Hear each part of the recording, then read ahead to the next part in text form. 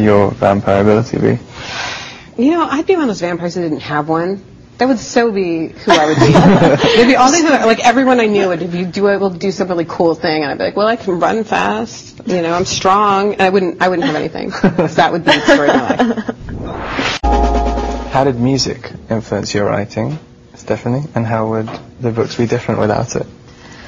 Well, you know, the music is always really important. I think maybe the books would be different in that they wouldn't be written if I didn't have music to keep me going. I can't concentrate unless I've got something really loud in the background. And I do think that some of the emotions in the book would be different if I wasn't feeling them because I'm listening to Marjorie Fair and I want to shoot myself, and so I'm able to translate that into somebody else's pain. And you know, or Linkin Park, and I can get the feeling right for the action and get the pacing right. So there wouldn't be books without music. That's how they'd be different. Candace in Sydney wants to know if you would prefer to hang out with Edward Cullen or Cedric Diggory for the day. Probably Edward Cullen. I mean, part of the question is Cedric dead in this scenario? That's another good point. Yeah. Yeah, if it was Cedric dead, I'd probably want to hang out with him. No, yeah, definitely Edward. You know, got some questions.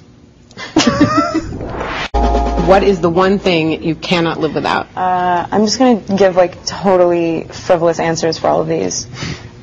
My cat. I love him. I would die if I had to live without him.